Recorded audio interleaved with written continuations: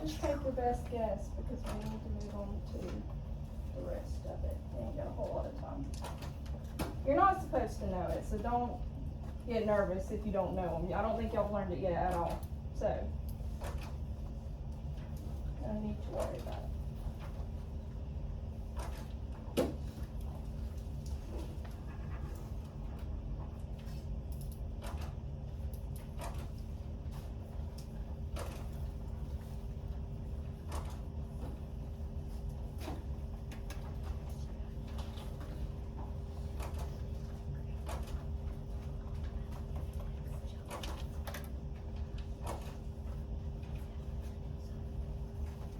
Who's still working?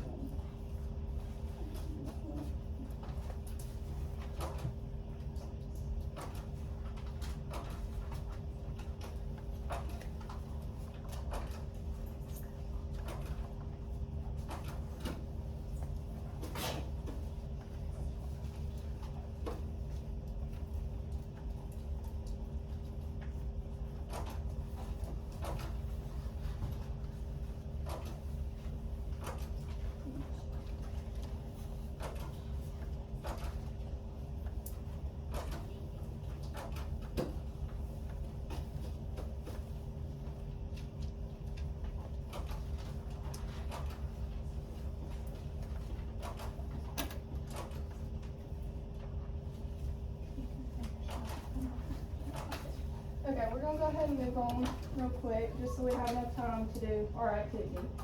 So I'm gonna go through, we're gonna do some practice problems, I'm gonna teach you a little bit, and then we're gonna do a little escape room activity. So that should be pretty fun. But first I'm gonna show you what a proportion and what a ratio is. A proportion is a proportional equation is when two or more fractions or ratios are equal to each other. So this is what a proportion looks like, and each fraction right here is your ratio. So it's two ratios, how do I go back? Okay, it's two ratios that are equal to each other. So if I said like, let's see, if I went to a farmer's market and the price of apples was $25 for 50 apples, but I wanted to buy 150 apples, I could use a proportion to show me exactly how much that would be. And we'll get, I think that question's on your activity, so we'll kind of work through it and I'll show you exactly what I'm talking about. So a ratio tells you exactly how much of one thing there is compared to another. So if there was a group of, let's say, 3 students, this would be the students, and then the bottom half would be one piece of paper. So I got 3 students per one piece of paper, if that makes sense. It'll make a little bit more sense when we go through it. So we're gonna try some practice problems. Can I write with this? Yeah. Okay. I'm doing like a little arrow right here. And then if you need to erase, just like walk your hand on it and then take it off. Okay, thank you. Okay, so number one, we have 1/2 is equal to, this is our variable. The letter is always going to be your variable. That is what we're solving for. We're trying to figure out what replaces the x, which is our variable. So we have 1/2 is equal to x over 12. The first thing we're going to do every single time we solve a proportion is cross multiply. You're not going to multiply straight across. You're going to go from here to here, from here to here. So that gets kind of weird and complicated, but there we go. Okay, so we're going to cross multiply. So the first thing we're going to do is 1 times 12, which is 12. Okay, and then we're going to do 2 times x. And when you do 2 times x, that's just going to be 2x. Because, well, I did that wrong. How do I write? How do I write? You put your whole entire hand in. Like use your whole, yeah, and it's really like, It's like a giant it's iPad. sensitive, yeah. Uh, Do you need all of it? yeah, just that part. Thank you. Okay, so we have 1 times 12, which is 12. Okay, so then we're gonna add our equal sign back, we're not gonna forget about it. And then we have 2x. So does that kind of make sense how you cross multiply? Most of these are, you shouldn't need like a calculator for. It's not gonna be like crazy numbers. But if you need a calculator, just pull up like a simple one on your Chromebook and that would be fine. So the first thing we do is cross multiply. Now we're going to divide because we have to get this variable by itself. That's the whole goal. We gotta get it by itself. So what we're gonna do to do that is divide by 2. You're always gonna divide by the number beside your variable, which is x. And so, what's 12 divided by 2? 24. 6. There you go. So our x equals 6. Yes. Did you get it right? Good job. So, you may already know that 1/2 is equal to 6 over 12, because you can simplify that second fraction.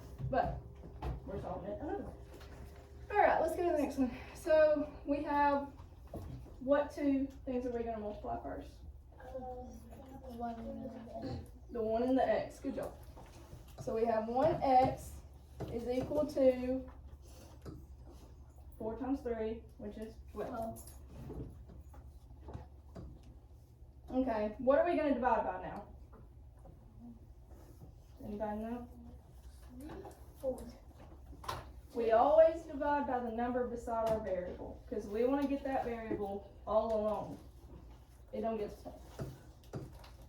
So we're going to divide by 1, which will leave our x by itself. So 12 divided by 1, 12.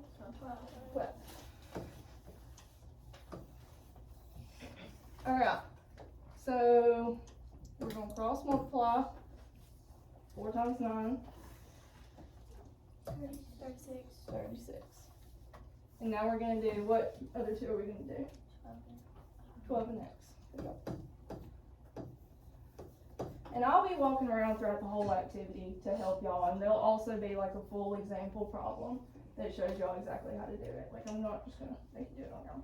So, what are we going to divide by on this one? 12.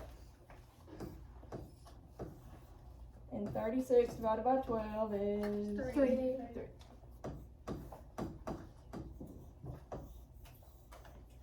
Sorry, my handwriting's awful. Okay, so what are we going to multiply by first on this one? X and 15. X and 15, which is 15x. And then we're going to multiply 10 and 6. What are we going to do next?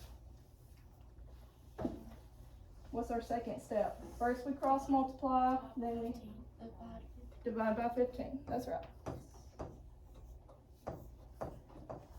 60 divided by 15. 4. 4. So does that give you like a little bit of an understanding on how to do it? Or are we still struggling? We still need some more practice? Or do y'all just want to get some practice in by yourselves with the activity? Little unsure? You look a little unsure. Okay, let's try this one.